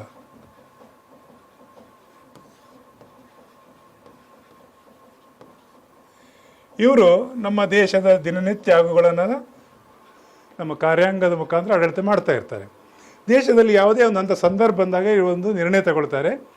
ಆಗ ರಾಷ್ಟ್ರಪತಿ ಕಳಿಸಿದಾಗ ರಾಷ್ಟ್ರಪತಿಗಳು ಒಂದು ಸುಗ್ರೀವಾಜ್ಞೆ ತತ್ಕಾಲ ಸ್ವರೂಪವನ್ನು ಹೊರಡಿಸ್ತಾರೆ, ಅದು ರಿಜಿಸ್ಟರ್ ಇದೆ.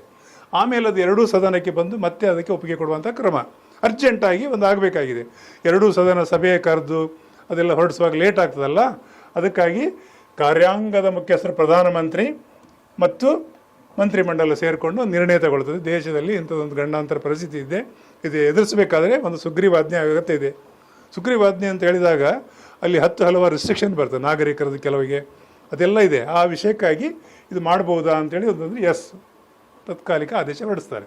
ಯಾವ ಆರ್ಟಿಕಲ್ ಪ್ರಕಾರ ಅಂತೇಳಿದ್ರೆ 123 123 ಸುಗ್ರೀವಾಜ್ಞೆ ಹೊರಡಿಸೋ ಅಧಿಕಾರ. ಇದು ಒಂದು ಪಾಯಿಂಟು ಪ್ರಶ್ನೆ ಬರ್ತದೆ ಸ್ವರೂಪದಲ್ಲಿ, ನೋಡ್ಕೊಳ್ಳಿ. ನೆಕ್ಸ್ಟ್ ಆಗಿದ್ರೆ ಹೋಗುವಲ್ಲ. ಯಾವುದೇ ಅಪರಾಧಕ್ಕೆ ಶಿಕ್ಷೆಗೆ ಒಳಗಾದ ವ್ಯಕ್ತಿಗೆ ಕ್ಷಮಾದಾನ ಮಾಡುವ ಅಧಿಕಾರ ಅವರಿಗಿದೆ. ಯಾವುದೆಲ್ಲ ಇದೆ ನೋಡಿ. ಕೇಂದ್ರ ಕಾನೂನಿನ ವಿರುದ್ಧ ಅಪರಾಧ ಶಿಕ್ಷೆ ಆದವರಿಗೆ, ಓಕೆ. ಸೊ ಈ ಎಲ್ಲ ಸ್ಥಿತಿಗಳಲ್ಲಿ ಅವರಿಗೆ ಒಂದಾಯಿತು. ಕೋರ್ಟ್ ಮಾರ್ಷಲ್ ನೋಡಿ, ಮಿಲಿಟ್ರಿಯಲ್ಲಿ ಕೋರ್ಟ್ ಮಾರ್ಷಲ್ ಆಗ್ತದಲ್ಲ, ಅಂಥ ವಿಷಯಕ್ಕೂ ಅವರಿಗೆ ಕ್ಷಮಾದಾನ ಮಾಡುವಂಥ ಅಧಿಕಾರ ಇದೆ. ಯಾರಾದರೂ ಮರಣದಂಡನೆ ಆಗಿರ್ತದೆ, ಅವರು ಕೂಡ ಹೋಗಿ ಸುಪ್ರೀಂ ಕೋರ್ಟ್ ಕೂಡ ಅದನ್ನು ಮರಣದಂಡನೆ ಓಕೆ ಅಂತ ಹೇಳಿದ ಮೇಲೆ ಮುಂದೆ ಏನು ಮಾಡ್ಬೋದು ನೋಡಿ. ಜನತಂತ್ರ ಅಂದರೆ ಅದೇ ವಿಶೇಷತೆ. ಜನರಿಂದ ಜನರಿಗಾಗಿ ಜನರ ಸರ್ಕಾರ. ಕಟ್ಟ ಕಡೆಯವರೆಗೂ ಅವನಿಗೆ ಒಂದು ಅವಕಾಶ ಕೊಟ್ಟಿದ್ದಾರೆ. ರಾಷ್ಟ್ರಪತಿಯವರು ಕ್ಷಮಾದಾನವನ್ನು ಕೇಳ್ಬೋದು. ಅದನ್ನು ಮಾಡುವಂಥದ್ದು ಬಿಡುವಂಥದ್ದು ರಾಷ್ಟ್ರಪತಿಗಳ ವಿಚಾರಣೆಗೆ. ಯಾಕಂದರೆ ಎಲ್ಲ ಮಾಹಿತಿ ಇರ್ತದೆ, ಅದನ್ನು ನೋಡ್ಕೊಂಡು ಡಿಸಿಷನ್ ಮಾಡ್ತಾರೆ. ಇಷ್ಟೆಲ್ಲ ಅವರಿಗೆ ಅಧಿಕಾರಗಳಿದೆ. ನೆಕ್ಸ್ಟ್ ನೋಡುವ ಹಾಗಿದ್ರೆ ಇದೆಲ್ಲ ಪ್ರಶ್ನೆ ಬರ್ತದೆ. ಇನ್ನು ಮಹಾ ಅಭಿಯೋಗ ಪ್ರಕ್ರಿಯೆ. ಸರ್ ನೋಡಿ, ನಮ್ಮ ಜನತಂತ್ರವನ್ನು ಅನ್ನೋದು ಎಷ್ಟು ಅದ್ಭುತ ಇದೆ ಅಂತ ಹೇಳಿದರೆ, ಯಾವುದೇ ಸಂವಿಧಾನಿಕ ಹುದ್ದೆ ಇರಲಿ, ರಾಷ್ಟ್ರಪತಿ ಇರಲಿ, ಪ್ರಧಾನಿ ಇರಲಿ, ಅಥವಾ ಸುಪ್ರೀಂ ಕೋರ್ಟ್ ಜಡ್ಜ್ ಇರಲಿ, ಯಾರನ್ನೇ ಆಗಲಿ, ಅವರು ಸಂವಿಧಾನಕ್ಕೆ ವಿರೋಧವಾದ ಕೆಲಸಗಳನ್ನು ಮಾಡಿದರೆ ಅವರನ್ನು ವಜಾ ಮಾಡುವಂಥ ಪ್ರಕ್ರಿಯೆ ಇರ್ತದೆ. ಅದಕ್ಕೆ ಮಹಾ ಅಭಿಯೋಗ ಪ್ರಕ್ರಿಯೆ ಅಂತೇಳಿ ಅದು ಇರ್ತದೆ. ಸಂವಿಧಾನ ಉಲ್ಲಂಘನೆ ಮಾಡಿದರು ಅಂತ ಹೇಳಿದರೆ ಸಂಸತ್ತಿನಲ್ಲಿ ಯಾವುದೇ ಸದನ, ರಾಜ್ಯಸಭೆ ಇರ್ಬೋದು, ಲೋಕಸಭೆ ಇರ್ಬೋದು, ರಾಜ್ಯಸಭೆ ಅಥವಾ ಲೋಕಸಭೆ ಏನಾದರೂ ಅಂಥ ಸಂದರ್ಭ ಬಂದರೆ, ವಿಶೇಷ ಅಂದರೆ ನಮ್ಮ ದೇಶದಲ್ಲಿ ಅಂಥ ಸಂದರ್ಭ ಬರಲಿಲ್ಲ, ಬಂದರೆ ಅವರನ್ನು ವಜಾ ಮಾಡಿ ಮನೆಗೆ ಕಳಿಸುವಂಥ ಪ್ರಕ್ರಿಯೆ ಇದೆ. ಅದೇ ಮಹಾ ಅಭಿಯೋಗ ಅಂತೇಳಿ. ಅಂದರೆ ಅವರಿಗೆ ಶಿಕ್ಷೆ ಎಲ್ಲ ಕೊಡಲಿಕ್ಕೆ ಆಗೋದಿಲ್ಲಲ್ಲ, ಆಯಿತು ನೀವು ಕೆಲಸ ಸಾಕು ನಿಲ್ಲಿಸಿ ಮುಂದೆ ಮನೆಗೆ ಹೋಗಿ ಅಂತ ಹೇಳುವಂಥ ಪ್ರಕ್ರಿಯೆ ಮಹಾ ಅಭಿಯೋಗ ಅಂತೇಳಿ. ಸೊ ಯಾವುದೇ ದೊಡ್ಡ ಹುದ್ದೆಗೂ ಹೀಗೆ ಮಾಡಿದ್ದಾರೆ. ರಾಜ್ಯ ಸಮೇತ ಲೋಕಸಭೆ ಯಾಕೆ ಅಲ್ಲಿ ಮಾಡಿದ್ದಾರೆ ಅಂತ ಹೇಳಿದ್ರೆ, ಜನತಾ ನ್ಯಾಯಾಲಯ ಅಂತ ಹೇಳ್ತಾರೆ ಎರಡು ಸದನಕ್ಕೆ. ಅವರಿಗೆ ಸುಪ್ರೀಂ, ಯಾಕಂದರೆ ಜನರಿಂದ ಆಯ್ಕೆ ಆದಂಥ ಅಲ್ಲಿ ಒಂದು ದೊಡ್ಡ ಎರಡು ತಂಡ ಇದೆ, ಅವರು ಜನತೆಯ ಪರವಾಗಿರೋದ್ರಿಂದ ಜನತಾ ನ್ಯಾಯಾಲಯ ಅದು ರಾಷ್ಟ್ರಪತಿಗಿಂತಲೂ ದೊಡ್ಡದಂತ ಆಯ್ತಲ್ವಾ. ಅಲ್ಲಿ ನಿರ್ಣಯ ಆಗ್ತದೆ ಇವರನ್ನು ಏನು ಮಾಡೋದು, ಸಂವಿಧಾನ ವಿರೋಧವಾಗಿ ಕೆಲಸಗಳನ್ನು ಮಾಡಿದ್ದಾರೆ ಅಂದರೆ ಅಲ್ಲಿ ಚರ್ಚೆಗೆ ಬರ್ತದೆ. ಅಲ್ಲಿ ಬಹುಮತದಲ್ಲಿ ಸೈನ್ ಹಾಕಿ 4ನೇ1ರಲ್ಲಿ ಸದಸ್ಯರು ಎಸ್ ಮಾಡಿರಬೇಕು, ಸೈನ್ ಹಾಕಿರ್ಬೇಕು, ಇವರಿಗೆ ಮಹಾಭಿಯೋಗ ಮಾಡಿಸ್ಬೇಕು ಅಂತೇಳಿ. ಆದರೆ ಇನ್ನೊಂದು ಪ್ರಶ್ನೆ, 14 ದಿವಸ ಮುಂಚೆ ನೋಟಿಸ್ ಕೊಡಬೇಕು. ಎಸ್ ನೋಡಿ, ಇಂತಿಂಥ ನೀವು ಸಂವಿಧಾನ ವಿರೋಧಿ ಕೆಲಸಗಳನ್ನು ಮಾಡಿದ್ರಿ, ಯಾಕೆ ನೀವು ಈ ಹುದ್ದೆಯಿಂದ ವಜಾಗೊಳಿಸಬಾರದು ಅನ್ನೋ ಪ್ರಕ್ರಿಯೆಯಲ್ಲಿಗೆ ಮಹಾಭಿಯೋಗ ಅಂತ ಹೇಳ್ತಾರೆ. ಅದು ನಡೆಸಲಿಕ್ಕೆ 14 ದಿವಸ ನೋಟಿಸ್ ಕೊಡಬೇಕು. ಆಮೇಲೆ ಸದಸ್ಯರು 4ನೇ1ರ ಸದಸ್ಯರು ಅಲ್ಲಿ ಸೈನ್ ಹಾಕಿರಬೇಕು, ಎಸ್ ಈ ಪ್ರಕ್ರಿಯೆ ಮುಂದುವರಿಬೋದು ಅಂತೇಳಿ. ರಾಜ್ಯಸಭೆ ಇರ್ಬೋದು, ಲೋಕಸಭೆಯಲ್ಲಿ.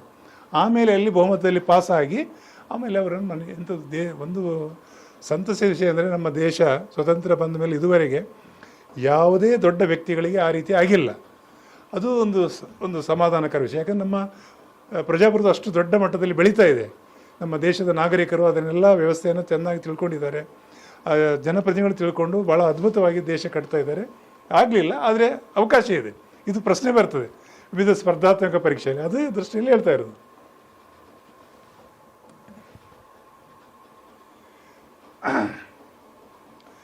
ಹುದ್ದೆ ತೆರವು ಯಾವ್ಯಾವ ಸಂದರ್ಭದಲ್ಲಿ ಆಗ್ತದೆ ಅಂತ.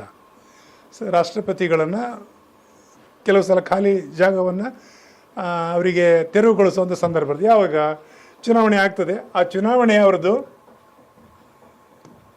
ಅಸಿಂಧು ಅಂತ ಏನಾದರೂ ಕೋರ್ಟ್ ಡಿಸಿಷನ್ ಕೊಟ್ಟರೆ, ಚುನಾವಣೆ ಪ್ರಕ್ರಿಯೆ ಸರಿಯಾಗಿ ಆಗಲಿ ಅಂತ ಕೊಟ್ಟರೆ, ಆ ಸಂದರ್ಭ 5 ವರ್ಷ ಆದಮೇಲೆ ಸಹಜವಾಗಿ ಅವರದ್ದು ಅಧಿಕಾರಾವಧಿ ಮುಗ್ತದೆ. ಸ್ವತಃ ಅವರೇ ಯಾವುದಾದ್ರೂ ಕಾರಣಗಳಿಂದ ರಾಜೀನಾಮೆ ಕೊಟ್ಟರೆ ಆ ಸಂದರ್ಭದಲ್ಲಿ ಅದು ಹುದ್ದೆ ಖಾಲಿ ಆಗ್ತದೆ. ಆಮೇಲೆ ಅವರು ಅಧಿಕಾರದಲ್ಲಿರುವಾಗಲೇ ಮರಣ ಹೊಂದಾದಾಗ ಹುದ್ದೆ ಖಾಲಿ ಆಗ್ತದೆ. ಇನ್ನೊಂದು, ನಾನು ಈಗ ಹೇಳಿದೆ, ಮಹಾಭಿಯೋಗ, ಸಂವಿಧಾನ ವಿರೋಧಿಯಾದ ಯಾವುದೇ ಕೆಲಸ ಕಾರ್ಯಗಳಾಗಿದ್ದರೆ ಅವರನ್ನು ಈ ಪ್ರಕ್ರಿಯೆ ಅನ್ವಯ ಅವರಿಗೆ ವಜಾ ಮಾಡೋದು ಅವರ ಕೆಲಸದಿಂದ. ಈ ಮುಖಾಂತರವೂ ಇಲ್ಲಿ ಖಾಲಿ ಆಗ್ತದೆ ರಾಷ್ಟ್ರಪತಿಗಳು.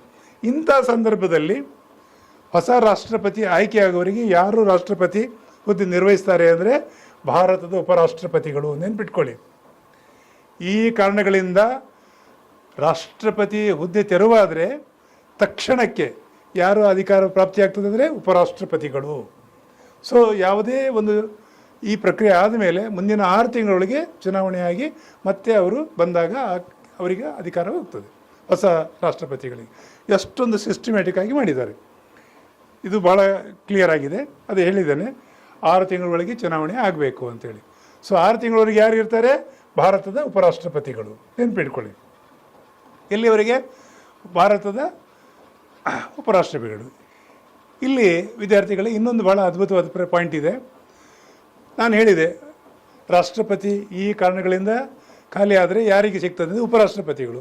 ಆಕಸ್ಮಿಕ ಉಪರಾಷ್ಟ್ರಪತಿ ಕೂಡ ಇಲ್ಲ, ಯಾವುದೋ ಕಾರಣದಿಂದ ಅವರದ್ದು ಕೂಡ ಈ ವಿಷಯದಲ್ಲಿ ಯಾವುದೋ ಒಂದು ವಿಷಯ ಆಗಿ ಅವರು ಕೂಡ ಇಲ್ಲ. 2 ಸ್ಥಾನ ಇದ್ದಾಗ ಯಾರು ವಹಿಸಿಕೊಳ್ತಾರೆ ಅಂದರೆ ಭಾರತದ ಮುಖ್ಯ ನ್ಯಾಯಾಧೀಶರು, ಚೀಫ್ ಜಸ್ಟಿಸ್ ಆಫ್ ಇಂಡಿಯಾ. ನೆನ್ಪಿಟ್ಕೊಳ್ಳಿ, ಪ್ರಶ್ನೆ ಬರ್ಬೋದು.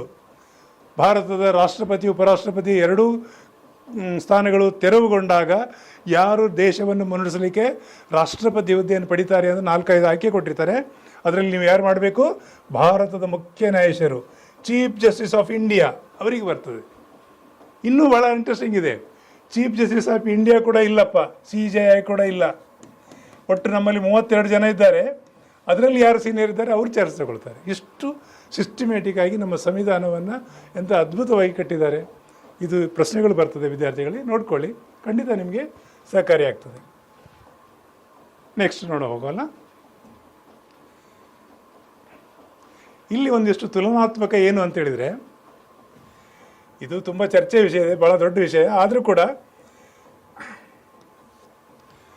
ವಿಧಿ 53 ಪ್ರಕಾರ ಕೇಂದ್ರದ ಕಾರ್ಯಾಂಗ ಅಧಿಕಾರ ರಾಷ್ಟ್ರಪತಿಗಳಿಗೆ ನಿಹಿತವಾಗಿರುತ್ತದೆ. ಅಂದರೆ ನಾಮಮಾತ್ರ ಅಂತ ಹೇಳ್ತಾರೆ, ಬಟ್ ನಾಮಮಾತ್ರ ಇಲ್ಲ. ನಾನು ಈಗಾಗಲೇ ನಿಮ್ಗೆ ಹೇಳಿದ್ದೇನೆ, ಅವರಿಗೆ ಪ್ಯಾಕೆಟ್ ಟ್ವೀಟು ಎಲ್ಲ ಇದೆ. ಬಟ್ ಏನಾಗ್ತದೆ ಅಂತ ಹೇಳಿದರೆ, ನಮ್ಮಲ್ಲಿ ಅವರು ನಮ್ಮ ಕಾರ್ಯಾಂಗದ ಮುಖ್ಯಸ್ಥರು ನೇಮಿಸೋದ್ರಿಂದ ಅವರ ಪರವಾಗಿ ಅವರು ಕೆಲಸ ಮಾಡೋದ್ರಿಂದ ಅಂಥ ಸಂದರ್ಭ ಬರಲಿಲ್ಲ. ಅಲ್ಲಿ ನೆಪ ಮಾತ್ರ, ಅದೆಲ್ಲ ದೊಡ್ಡ ಚರ್ಚೆ ವಿಷಯ. ಆದರೆ ನಾನು ಮತ್ತೆ ಹೇಳುವುದೇನಂತ ಹೇಳಿದರೆ, ರಾಷ್ಟ್ರಪತಿಗಳು ದೇಶದ ಅಂತಿಮ, ಅವರು ಸೈನ್ ಆಗದೆ ಯಾವುದೇ ಕಾನೂನುಗಳಾಗೋದಿಲ್ಲ. ಆದರೆ ನಮ್ಮ ದೇಶದಲ್ಲಿ ಅಂಥ ಸಂಘರ್ಷ ಬರಲಿಲ್ಲ. ಯಾಕೆ? ಇಲ್ಲಿ ಜನತೆಯ ಸರ್ಕಾರ, ರಾಜ್ಯಸಭೆ ಲೋಕಸಭೆ ಕೂತ್ಕೊಂಡು ಕಾನೂನು ಮಾಡಿದ ಮೇಲೆ ಅವರು ಜನತೆ ಪರವಾಗಿ ನಿರ್ದೇಶನ ಆಗಿರುವಾಗ ಸಹಜವಾಗಿ ಅಲ್ಲಿ ರಾಷ್ಟ್ರಪತಿಗಳು ಸೈನ್ ಹಾಕ್ತಾರೆ. ಹಾಗಾಗ್ತದೆ, ಭಾಳ ಅಪರೂಪದ ಘಟನೆಗಳು. ಆದರೂ ಕೂಡ ಏನಾಗ್ತದೆ ಇಲ್ಲಿ ಅಂದರೆ, ನೈಜ ಕಾರ್ಯಾಂಗ ಯಾರು ಅಂದರೆ, ನಾನು ಆಗ ಹೇಳಿದಾಗೆ ನಮ್ಮ ಪ್ರಧಾನಮಂತ್ರಿಗಳು ಪ್ರಧಾನಮಂತ್ರಿ ಹಾಗೂ ಮಂತ್ರಿಮಂಡಲ.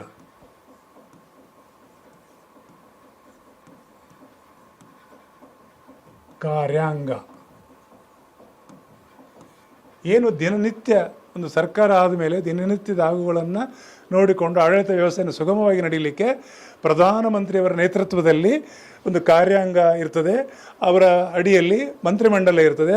ಅವರೆಲ್ಲ ಸೇರಿ ದೇಶದ ಎಲ್ಲ ಕಾಯ್ದೆ ಕಾನೂನುಗಳನ್ನು ರೂಪಿಸಿಕೊಂಡು ಅದನ್ನು ಕಾಲಕಾಲಕ್ಕೆ ರಾಷ್ಟ್ರಪತಿಗಳು ವರದಿ ಮಾಡಿ ಅವರ ಸೈನ್ ಆದಮೇಲೆ ಅನುಷ್ಠಾನ ಮಾಡ್ತಾರೆ.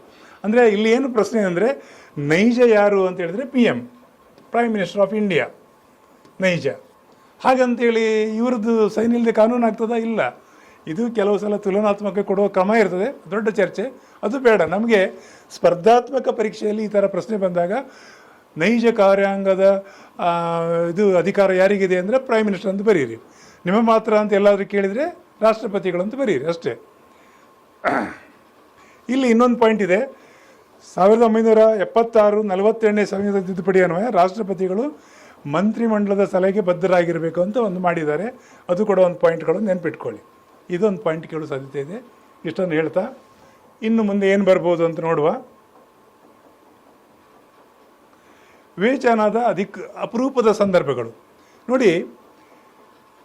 ರಾಷ್ಟ್ರಪತಿಗಳಿಗೆ ಕೆಲವು ವಿವೇಚನಾಧಿಕಾರ ಕೊಟ್ಟಿದ್ದಾರೆ. ಪ್ರಧಾನಮಂತ್ರಿ ನೇಮಕ ಮಾಡುವಾಗ ಹಿಂದೆ ಆಗಿದೆ.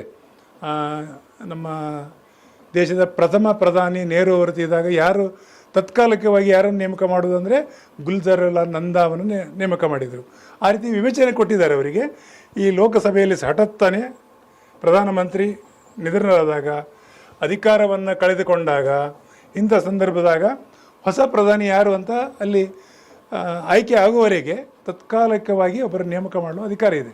ಇದು ಒಂದು ಕೇಳ್ತಾರೆ, ಇದನ್ನು ನೆನ್ಪಿಟ್ಕೊಳ್ಳಿ. ಆಮೇಲೆ ಅವರು ಲೋಕಸಭೆಯಲ್ಲಿ ಮಂತ್ರಿಮಂಡಲವನ್ನು ಅಲ್ಲಿ ಲೋಕಸಭೆಯಲ್ಲಿ ವಿಶ್ವಾಸಮತವನ್ನು ಕೇಳ್ತಾರೆ. ಆ ವಿಶ್ವಾಸಮತದಲ್ಲಿ ಅವರು ಬಿದ್ದು ಹೋದರೆ ಮತ್ತೆ ಹೊಸ ಇದನ್ನು ಆಯ್ಕೆ ಮಾಡುವಂಥ ಪ್ರಕ್ರಿಯೆ ಅದು. ಎಂಥ ಸಂದರ್ಭದಲ್ಲಿ ಮಂತ್ರಿಮಂಡಲವು ತನ್ನ ಬಹುಮತವನ್ನು ಕಳೆದುಕೊಂಡಾಗ ಹಠಾತ್ತನೆ ಸರ್ಕಾರ ಇಲ್ಲ ಅಂತ ಆಯಿತು. ಆಗ ತತ್ಕಾಲಿಕವಾಗಿ ನೇಮಿಸುವಂಥ ಒಂದು ಅಧಿಕಾರ ಅವರಿಗಿದೆ. ಸೊ ಈ ಎಲ್ಲ ಕಾರಣಗಳಿಂದ ವಿಶ್ವಾಸಮತ ಸಲ್ಲಲು ಸಾಧ್ಯ ಆದಾಗ, ಆಗದೇ ಇದ್ದಾಗ, ಮಂತ್ರಿಮಂಡಲ ತನ್ನ ಅಧಿಕಾರವನ್ನು ಕಳೆದುಕೊಂಡಾಗ, ಈ ಎಲ್ಲ ಸಂದರ್ಭದಲ್ಲಿ ಏನು ಕೊಟ್ಟಿದ್ದೇನೆ, ವಿವೇಚನಾಧಿಕಾರ ಅಪೂರ್ವ ಸಂದರ್ಭಗಳು, ಸಲಹೆ ಇಲ್ಲದೆ ರಾಷ್ಟ್ರಪತಿಗಳು ಸ್ವತಂತ್ರವಾಗಿ ನಿರ್ಧಾರ. ಅಂದರೆ ಮಂತ್ರಿಮಂಡಲ ಇಂಥವ್ರು ನೇಮಕ ಮಾಡಿ ಅಂತ ಹೇಳುವ ಸ್ಥಿತಿಯಲ್ಲಿ ಇಲ್ಲ. ಆಗ ಏನಾಯಿತು, ರಾಷ್ಟ್ರಪತಿಗಳೇ ತಮ್ಮ ವಿವೇಚನಾಧಿಕಾರ ಬಳಸಿ ತತ್ಕಾಲಿಕ, ಹಂಗಾಮಿ ಅಂತ ಹೇಳ್ಬೋದು, ಇನ್ನೊಂದು ಹಂಗಾಮಿ ಪ್ರಧಾನಮಂತ್ರಿಯನ್ನು ನೇಮಕ ಮಾಡ್ತಾರೆ ಅವರು. ಅದು ವಿವೇಚನಾಧಿಕಾರ ಉಂಟು ಎಲ್ಲಿವರೆಗೆ, ಮುಂದಿನ ಒಂದು ವ್ಯವಸ್ಥೆ ಆಗುವವರೆಗೆ. ಇದು ಒಂದಿದೆ. ಯಾವ್ಯಾವ ಸಂದರ್ಭ ಮತ್ತೆ ಹೇಳ್ತೇನೆ. ಬೇರೆ ಬೇರೆ ಕಾರಣದಿಂದ ಇಲ್ಲಿ ನೋಡಿ, ಒಂದನೇದು ಕೊಟ್ಟಿದ್ದೇನೆ, ಪ್ರಧಾನಮಂತ್ರಿ ಹಠಾತ್ತನೆ ನಿಧನರಾದಾಗ, ಲೋಕಸಭೆಯಲ್ಲಿ ವಿಶ್ವಾಸಮತ ಸಾಬೀತುಪಡಿಸಲಿಕ್ಕೆ ಸಾಧ್ಯ ಆಗದಾಗ, ಇನ್ನೊಂದು ಮಂತ್ರಿಮಂಡಲ ತನ್ನ ಜನರ ಅಧಿಕಾರವನ್ನು ಕಳ್ಕೊಡ್ದು. ಹಾಗೆ ಉದಾಹರಣೆಗಾಗಿ ನಿಮಗೆ ಹೇಳಿದೆ, ನಮ್ಮ ಬಹುಮತ ಅಂದರೆ 543 ಭಾಗಿಸು 2, 272 ಬಹುಮತಕ್ಕೆ ಇರಬೇಕು. ಇದಕ್ಕಿಂತಲೂ ಹೆಚ್ಚು ಜನಸಂಖ್ಯೆ ಕಡಿಮೆ ಆದರೆ ಸಹಜವಾಗಿ ಒಂದು ಸರ್ಕಾರ ಬಿದ್ದು ಹೋಗ್ತದೆ. ಇಂಥ ಸಂದರ್ಭದಲ್ಲಿ ಮುಂದಿನ PM ಯಾರು ಆಗಬೇಕು ಅಂತ ನಿರ್ಧಾರ ಮಾಡಲಿಕ್ಕೆ ಆಗಲಿಲ್ಲ, ಅತಂತ್ರ ಆದಾಗ ಇವರು ಯೋಚನೆ ಮಾಡಿ ಇದೊಂದು ನೇಮಕ ಮಾಡ್ತಾರೆ. ಇದು ಒಂದು ಪ್ರಶ್ನೆ ಬರ್ತದೆ, ನೆನ್ಪಿಟ್ಕೊಳ್ಳಿ. ಇವರು ಸಂವಿಧಾನಿಕ ರಕ್ಷಕರು, ಗಣರಾಜ್ಯದ ಪ್ರತೀಕ. ಎಸ್, ಗಣರಾಜ್ಯ ಅಂತ ಹೇಳಿದರೆ ವಿಶೇಷ ವಿದ್ಯಾರ್ಥಿಗಳೇ, ಪ್ರತಿಯೊಂದು ಗ್ರಾಮ ಪಂಚಾಯಿತಿ ಸದಸ್ಯರಿಂದ ಹಿಡಿದು ದೇಶದ ರಾಷ್ಟ್ರಪತಿಗಳಿಗೆ ಪ್ರತ್ಯಕ್ಷ ಮತ್ತು ಅಪ್ರತ್ಯಕ್ಷ ಚುನಾವಣೆ ಮುಖಾಂತರ ರಾಷ್ಟ್ರದ ಎಲ್ಲ ಇಲ್ಲಿ ಏನು ಚುನಾವಣೆಗಳ ಮುಖಾಂತರ ಆಯ್ಕೆ ಆಗ್ತದೆ, ಅದಕ್ಕೆ ಗಣರಾಜ್ಯ ಅಂತ ಹೇಳ್ತಾರೆ. ಅಂದರೆ ಜನತಂತ್ರ, ಜನರಿಂದ ಜನರಿಗಾಗಿ ಜನ ಸರ್ಕಾರ, ಅದರ ಪ್ರತೀಕ ಅವರು. ನಿಮಗೆ ಎಲ್ಲಾದರೂ ಪ್ರಶ್ನೆ ಬಂದರೆ ಭಾರತ ಗಣರಾಜ್ಯವೇ? ಹೌದು. ನಮ್ಮ ಇಂಗ್ಲೆಂಡು, ನಮ್ಮನ್ನು ಆಳಿದ ಬ್ರಿಟಿಷರು, ಇಂಗ್ಲೆಂಡ್ ಇದೆಯಲ್ಲ, ಅಥವಾ ಬ್ರಿಟಿಷ್